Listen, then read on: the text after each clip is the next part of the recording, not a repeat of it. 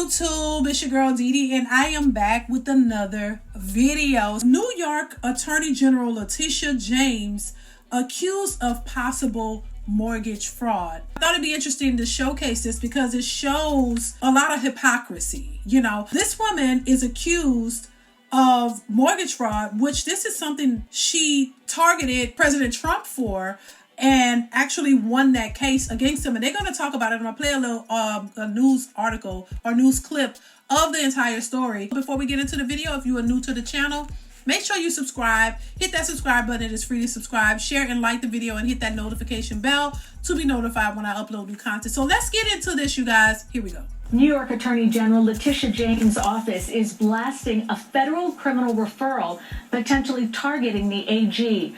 The Department of Justice is being asked to investigate after the director of the Federal Housing Finance Agency claimed that James falsified records for home loans in Virginia.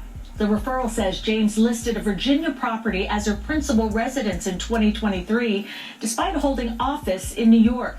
Federal officials also say James misrepresented the number of units at a Brooklyn property and previously listed her father as a spouse for more favorable loans. A spokesperson for James released a statement reading, "Attorney General James is focused every single day on protecting New Yorkers, especially as this administration weaponizes the federal government against the rule of law and the Constitution. She will not be intimidated by bullies, no matter who they are." Joining us for a closer look at the referral is legal expert Nicole Brunecki. Nicole, thank you for joining us. This referral comes after James launched a civil fraud trial into the Trump Organization. Do you anticipate action from the DOJ, including criminal charges? Good afternoon, Cindy. Thank you for having me. I think we all remember the big, bold civil fraud case that she brought against Trump and prevailed. And she has built her entire career on exposing deception.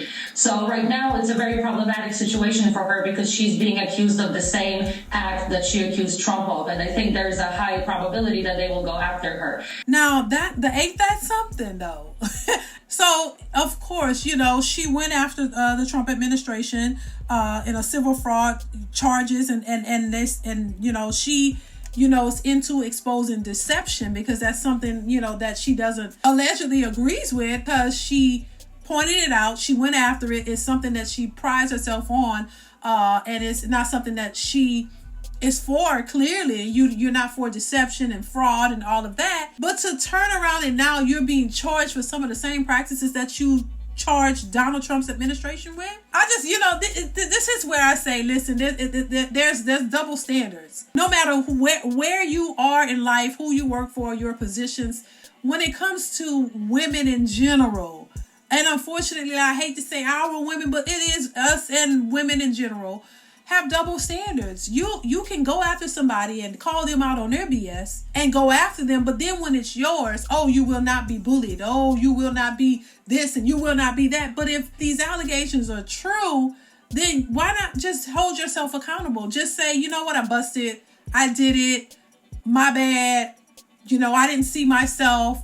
You know, I shouldn't have done it this way. And I'm at fault, and I'm just going to take any, you know, consequences that come with that. No, but they start becoming bold-headed and entitled, like, hey, it shouldn't apply. We're going to call you out on your BS, but we don't want anybody to call us out on ours for the same exact crime or alleged crime. And what can you say?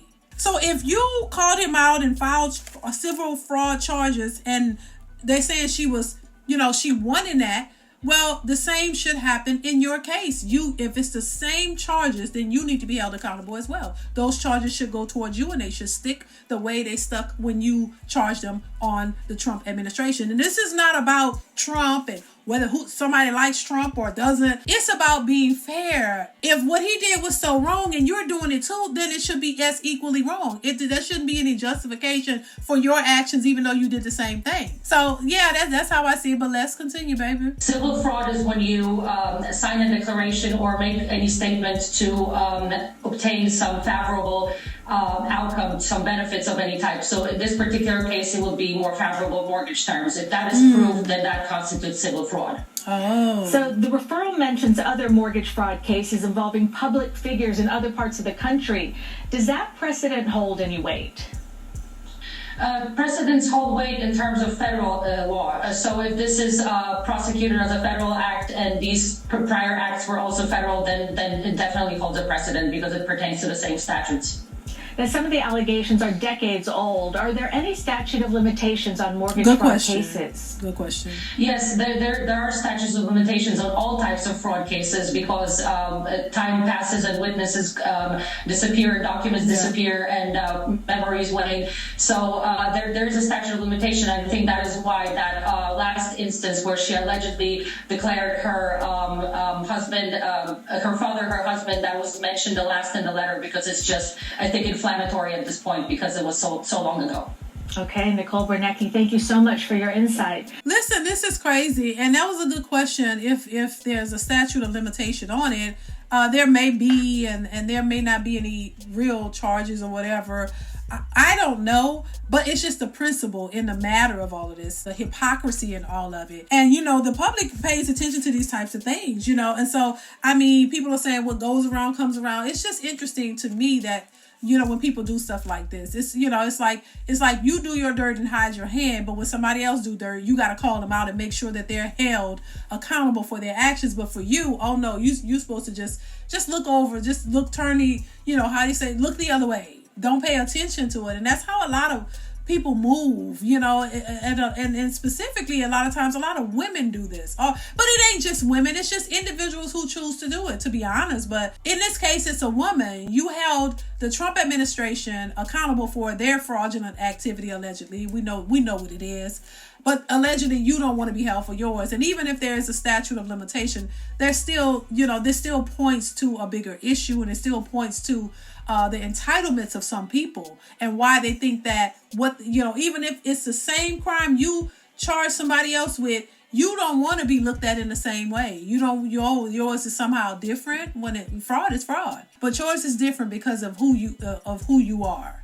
And there's like this entitlement there that a lot of people think that they should have. But at the same time, you're very open to scrutinizing somebody else's issues and pointing it out and going after them, but you don't expect people to do the same when it's you. If that's not hypocrisy, I don't know what it is. So listen, I want to know what you guys think of this story. Chime in the comments below. If you know more about this, please chime in. Enlighten me. I definitely want to hear your thoughts on this one. So comment, like, subscribe. Y'all know what it is. Turn that notification bell to all so that you'll get all of my content, you guys, even when I go live. And definitely chime in the comments. I want to hear your thoughts on this one. So let me know what you think. Chime in, and I will see you guys in the next one. Bye.